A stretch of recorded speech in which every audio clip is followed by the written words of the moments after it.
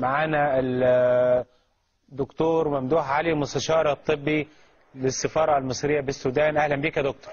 اهلا بيك، اهلا مساء الخير. قول لنا وضع الاصابات عندك ايه يا فندم؟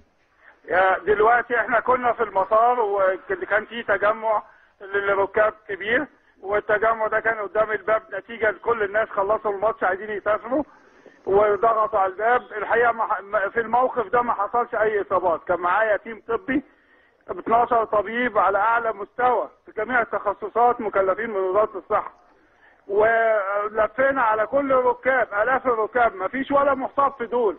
طلعت بالطاقم الطبي، خليت 5 في المطار عشان لو حد جه، وطلعنا معايا 7 اطباء. رحنا مستشفى الاطباء المكلفين بتوجه ناس فيها ما جالهمش ولا مصاب غير حالات بسيطه نتيجه لكسر الازاز اثناء سير الباصات وهي بتوصل للناس، عباره عن خدوش طفيفه وطلعت في الحال. دلوقتي متوجهين لمستشفى اسمها الفؤاد ومعايا الاطباء وطاقم الاطباء برضو هنطمن على دكتور ممدوح، هل في اي حاله وفيات عندك؟ مفيش وفيات خالص ولا في موقف كده. انا قابلت الفنان ايهاب توفيق ومعاه شويه فنانات في المطار. حصل لك حاجه؟ قالوا ان انت حصل لك حاجه. راجل زي الفل وبيضحك وبيغنوا وبيهزروا. الستات اللي معاه هم قالوا له اصل احنا سمعنا ان واحده قطعوها، اصل احنا سمعنا. يا جماعه طب حد شاف حاجه؟ لا احنا سمعنا.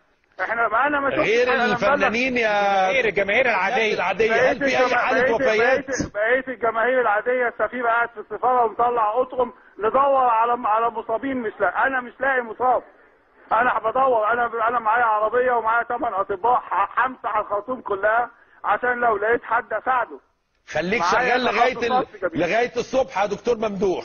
معلش صاروا اللي لازم. انا لغايه بعد بكره ما عنديش مشكله، ومعايا اطبائي ومعايا ناسي وبنلف والدكاتره كلهم بيطمنونا.